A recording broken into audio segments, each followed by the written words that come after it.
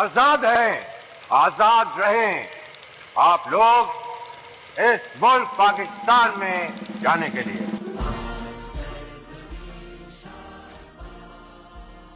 میں 2030 کے پاکستان کو ایک ایسا ملک دیکھنا چاہتا ہوں جو اکنامک سٹیبلٹی، بہترین ایجوکیشن سسٹم اور ایماندار لیڈرشپ کی مثال ہو، جہاں ہر فرد کو برابر کے مواقع ملیں، لا اینڈ آرڈر مضبوط ہو اور ٹیکنالوجی کا پورا فائدہ اٹھایا جائے۔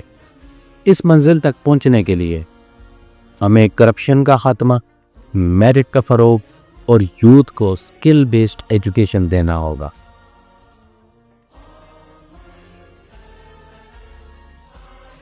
ہمیں اپنے اندر کنسسٹنسی اور پرویکٹیو اپروچ لانی چاہیے۔ کنسسٹنسی اس لیے کیونکہ ہر ایک کام کا اثر تبھی ہوتا ہے جب اس کو لگاتار کیا جائے۔ ایسی چھوٹی چھوٹی بہتریاں مل کر ایک دن بڑی تبدیلی کا باعث بنتی ہیں۔ ساتھ ہی پرویکٹیو اپروچ بھی اتنی ہی ضروری ہے۔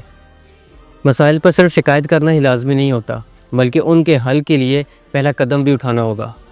تبدیلی اس وقت آتی ہے جب ہر فرد اپنے آپ کو ذمہ دار سمجھ کر عمل کرے، صرف انتظار نہ کرے۔ اگر ہر فرد ان دو کوالٹیز کو اپنی لائف کے اندر لے آئے تو پاکستان کی صورتحال بہتر ہو سکتی ہے۔ پاکستان کو بہتر بنانے کے لیے پہلے خود کو بہتر بنانا ہوگا۔ پاکستان زندہ باد۔ آج کے دور میں آزادی کا مطلب ہے کہ ہم اپنی زندگی اپنے فیصلوں کے مطابق جی سکیں، اپنے حق کے لیے آواز اٹھا سکیں، اپنے ملک کو بہترین بنانے کے لیے اپنا حصہ ڈال سکیں۔ آزادی کا مطلب صرف آزادی لینا ہی نہیں ہے، بلکہ اس آزادی کا پالیٹیکل استعمال کرنا بھی ہے۔ پاکستان زندہ باد۔ پاکستان کی تاریخ ہمیں سب سے پہلا سبق یہ دیتی ہے کہ یونٹی، سیکریفائز اور لیڈرشپ کا صحیح رخ کسی بھی قوم کو آزادی اور عزت دلاتا ہے۔ ہم نے ایک آزاد ملک بہت سی قربانیوں سے حاصل کیا، اور اگر ہم اس آزادی کی صحیح ویلیو کو سمجھ لیں تو اپنے عمل میں ذمہ داری لا سکتے ہیں اور اپنے ملک کو بہتر بنا سکتے ہیں۔ اپنے ملک کے اندر یونٹی کو مضبوط کرنے کے لیے سب سے پہلے تو ہمیں ایک دوسرے کو رسپیکٹ دینے کی بہت ضرورت ہے، ٹھیک ہے۔ اس کے علاوہ ہمیں اپنے آپس کے اختلافات کو ختم کرنے کی ضرورت ہے تاکہ ہمیں اپنے ملک کے لیے کچھ اچھا سوچ سکیں اور اپنے ملک کے لیے کچھ اچھا کر سکیں۔ اس کے علاوہ ہمیں اپنے ایجوکیشن سسٹم میں بچوں کو یہ سکھانے کی ضرورت ہے کہ that how they can tolerate, ٹھیک ہے، it is necessary to respect their elders, تاکہ یہی ویلیوز ان کے اندر آٹومیٹکلی آ جائے۔ پاکستان کے ایجوکیشن سسٹم کو بہتر بنانے کے لیے سب سے پہلے تو ضروری ہے کہ رٹا سسٹم کو ختم کر کے practical skills and character building per focus کیا جائے۔ اور اس کے لیے جو سب سے پہلی چیز ہے وہ یہ ہے کہ ہمارا کریکلم ہی ایسا ڈیزائن ہونا چاہیے جو کہ ایڈوانس ٹیکنالوجی بیسڈ ہو اینڈ کریئر اورینٹیڈ ہو۔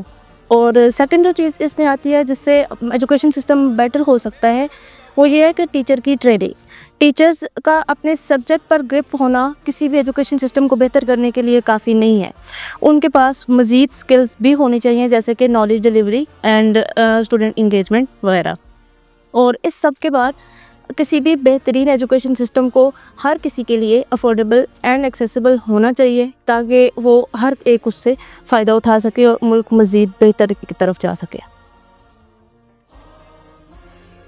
پاکستان کی تاریخ ہمیں یہ سبق دیتی ہے کہ آزادی ایک بہت بڑی نعمت ہے جو ہمیں بے شمار قربانیوں کے بعد حاصل ہوئی ہے۔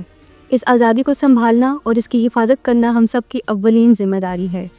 ہمیں نظم و ضبط، ایمانداری اور قومی اتحاد کا دامن مضبوطی سے پکڑے رکھنا چاہیے تاکہ جو سفر ہمارے بزرگوں نے شروع کیا تھا ہم اسے آخر تک پہنچا سکیں۔ آزادی کا اصل مقصد غلامی سے چھٹکارا پانا نہیں بلکہ اپنی زندگی اپنی ویلیوز کے مطابق گزارنا ہے۔ اس کا مطلب ہے کہ ہم سچ کا ساتھ دیں اور اپنی رسپانسبلٹیز باقاعدہ طریقے سے ادا کریں تاکہ ملک ترقی کی راہ پر گامزن ہو سکے۔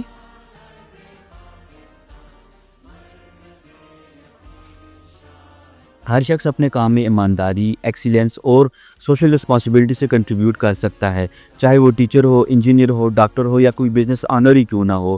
ہر شخص اپنی ڈیوٹی کو پورے دل سے نبھا لیتا ہے تو ملک کی اکانومی، ایجوکیشن اور سوشل سٹرکچر خود بخود امپروو ہو جاتا ہے۔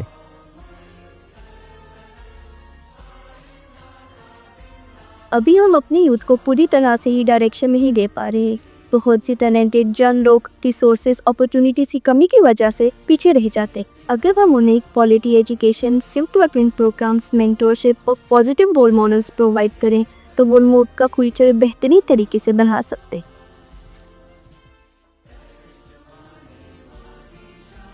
میرا خواب یہ ہے کہ میں ایک ایسا پاکستان دیکھوں جو کرپشن فری ہو، جہاں ہر بچہ اسکول جا سکے اور جہاں کہیں پہ بھی چائلڈ لیبر نہ ہو، جہاں کی اکانومی اتنی اسٹرانگ ہو کہ کوئی بھی پاکستانی بے روزگار نہ ہے اور ہماری پہچان ایک پازیٹیو، پروگریسو اور یونائٹڈ نیشن کے طور پر ہو.